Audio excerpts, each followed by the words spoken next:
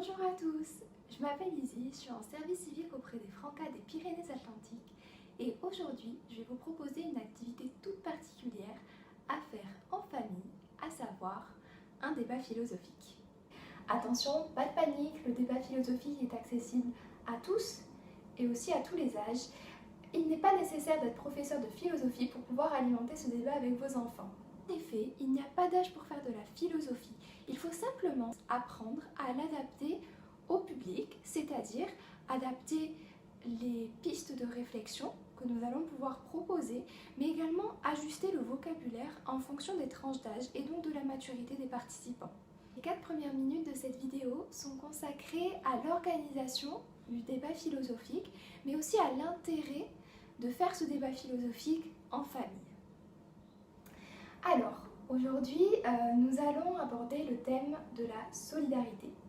Les objectifs de cette séance vont être à la fois de comprendre ce qu'est la philosophie, mais également la notion de solidarité, de sensibiliser les enfants aux questions de solidarité et d'amener à une réflexion sur leur perception, sur leur expérience et sur l'opinion qu'ils ont de la solidarité. Ici, je vais d'abord commencer par vous proposer une ligne directrice pour vous, parents ou animateurs de tout âge, pour ce débat philosophique, à savoir des recommandations pour philosopher avec vos enfants. Petite précision, l'animateur peut être soit un parent, soit un enfant plus âgé. L'essentiel est qu'il soit en capacité de tenir son rôle tout au long du débat. De plus, il est important qu'il ait le désir de faire réfléchir les participants, mais également de leur donner envie d'aller plus loin dans cette réflexion. Tout d'abord, il faudrait aménager un espace qui favorise la discussion avec les enfants. Je m'explique.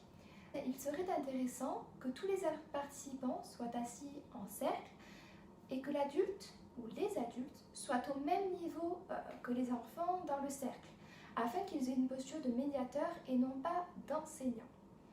Ensuite, il faudrait préciser aux enfants clairement les règles de ce débat philosophique. Je vais vous en énoncer quelques-unes, mais vous pourrez bien sûr en rajouter si cela vous paraît nécessaire. Tout d'abord, dans un atelier philosophique, les enfants peuvent s'exprimer librement, sans s'attendre à être jugés, à être évalués ou à être notés. Ensuite, l'animateur est seulement là pour accompagner le débat, en aidant les enfants à reformuler le pensée. Attention, l'animateur ne donne jamais son avis pour ne pas influencer les enfants. Ensuite, c'est l'animateur qui distribue la parole. Alors, cela peut se faire par une main levée ou par un objet qui symbolise le tour de parole. C'est-à-dire que ça peut être une peluche, ça peut être un pinceau. Et il faut qu'il soit distribué dès que quelqu'un veut prendre la parole. Ensuite, on évite de répéter ce qui a été dit. Une prise de parole doit apporter quelque chose de nouveau. La règle qui suit est pour moi la plus importante, c'est-à-dire qu'on écoute les autres et on ne se moque pas. On a le droit bien sûr de ne pas être d'accord avec ce qu'a dit quelqu'un d'autre, mais il est important de rebondir sur ce désaccord pour pouvoir alimenter le débat. Ensuite, la dernière règle ou recommandation que je pourrais vous proposer, c'est qu'une opinion doit toujours être argumentée, c'est-à-dire qu'un simple oui ou un simple non ne sont pas des argumentations et ne suffisent pas pour alimenter un débat. Ensuite, pour moi, l'important c'est de donner aussi le moins possible son propre point de vue personnel, mais plutôt d'apporter un éclairage notionnel en tant qu'animateur. C'est-à-dire préférer des questions simples pour relancer le débat. Par exemple, est-ce que vous êtes d'accord avec ce qu'il a dit ou ce qu'elle a dit? Si l'animateur se retrouve seul avec un enfant, il peut très bien à la fois jouer son rôle d'animateur, c'est-à-dire poser des questions, relancer le débat, mais également être un partenaire de réflexion en alimentant le débat de son propre point de vue. Ainsi, une discussion à double sens va pouvoir être mise en place entre les deux participants. Nous allons pouvoir organiser cette séance en 4 temps, sachant que le premier est de demander l'opinion des enfants sur la philosophie. Je m'explique, comme je vous l'ai dit, pour moi il n'y a pas d'âge pour faire de la philosophie. De plus, c'est une démarche de réflexion critique en fait sur le questionnement du monde, sur la connaissance, sur l'existence humaine. Donc, il est nécessaire de faire un état des lieux sur ce que les enfants comprennent de la philosophie, par des questions simples comme d'après vous, qu'est-ce que la philosophie? À quoi cela sert-il? Et en fait, selon la technique du brainstorming, c'est-à-dire prendre une feuille ou un tableau, qu'importe, et noter, donc soit l'animateur, soit un enfant, toutes les idées qui sont évoquées dans le débat autour de cette question qui est qu'est-ce que la philosophie? Une fois que toutes les réponses ont été notées, vous allez pouvoir faire un bilan de ce qui a été dit et donc co-créer une définition. Je m'explique, co-créer une définition, c'est-à-dire prendre toutes les pensées de chacun des participants et les utiliser pour en faire une définition qui vous est propre de la philosophie. Car il faut savoir que pour la philosophie, rien n'est figé. Par exemple, Aristote disait de la philosophie qu'elle commence avec l'étonnement. Or, c'est cette capacité à s'étonner qui nous pousse à nous questionner sur ce qui nous entoure. Et ces questionnements nous poussent à raisonner et à argumenter.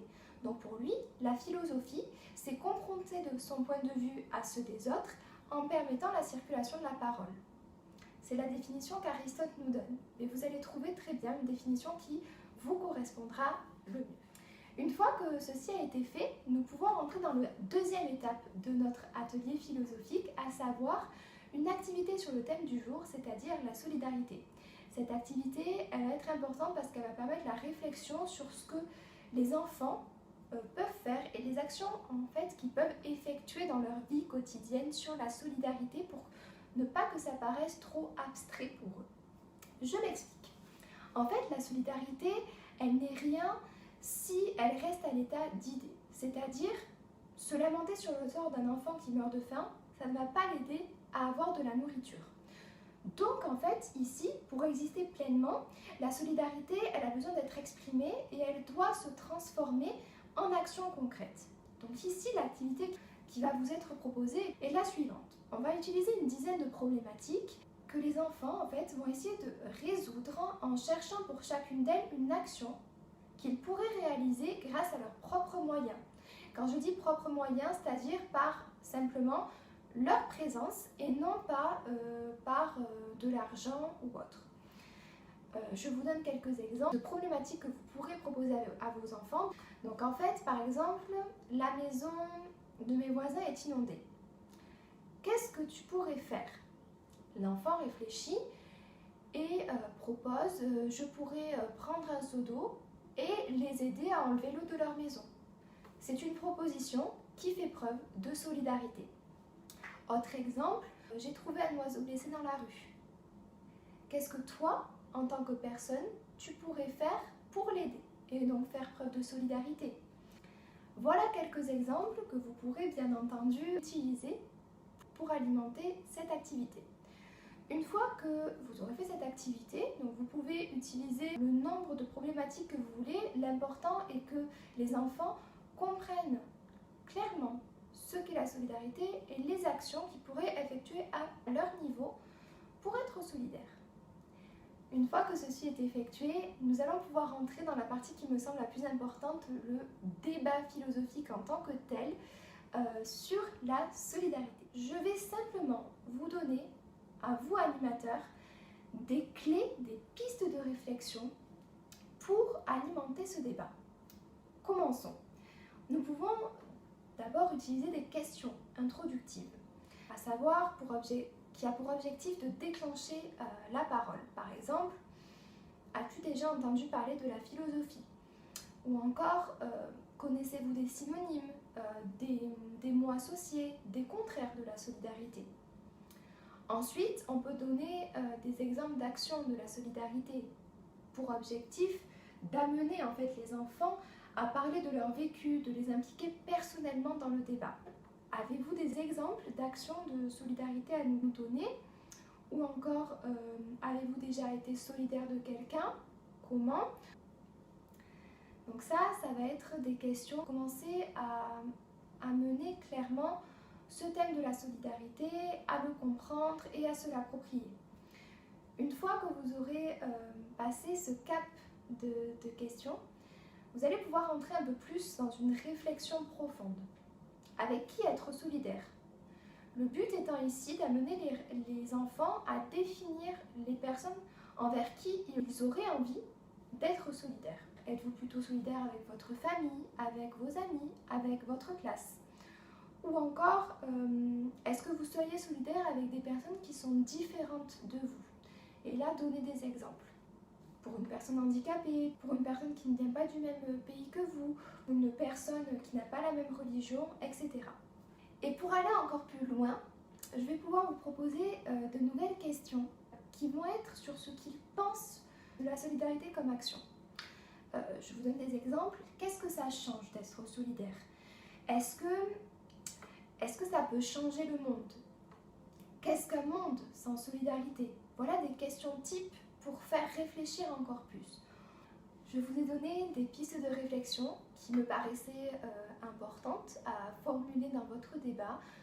Vous allez voir qu'au fil de la conversation, vous aurez de nouvelles idées de questions. Vous pourrez retrouver à la suite de cette vidéo une feuille de route pour les animateurs qu'ils pourront ainsi garder tout au long du débat, où vous pourrez retrouver toutes les recommandations que j'ai pu faire et les pistes de réflexion que nous avons abordées.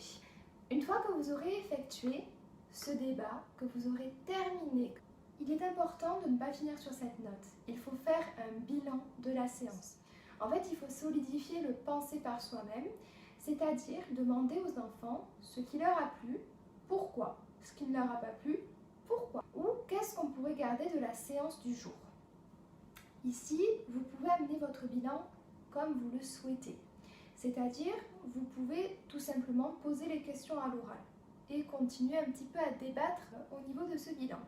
Vous pouvez aussi utiliser la technique du brainstorming que nous avons utilisée pour la définition de la philosophie. Donc utiliser un grand papier et noter toutes les réflexions des enfants, mais aussi des vôtres sur cette séance et en faire un bilan. Ou encore ouvrir un cahier de philosophie pour garder une trace écrite des ateliers où les enfants pourront noter ce qui les ont marqués, les mots qu'ils ont retenus, tout ce qu'ils ont compris. Une fois que vous aurez terminé, eh bien, j'espère que vous aurez passé un très bon moment, que vos enfants auront apprécié cette activité. Si vous souhaitez en refaire, je vais vous proposer d'autres séances sur des thèmes différents. Si vous souhaitez faire d'autres activités philosophiques avec vos enfants, je vous conseille la revue Phileas et Autobulle, donc je vous mets le lien en barre d'infos. C'est une très bonne revue qui propose des activités philosophiques sur différents thèmes. Je vous laisse sur ces paroles et je vous souhaite un bon moment.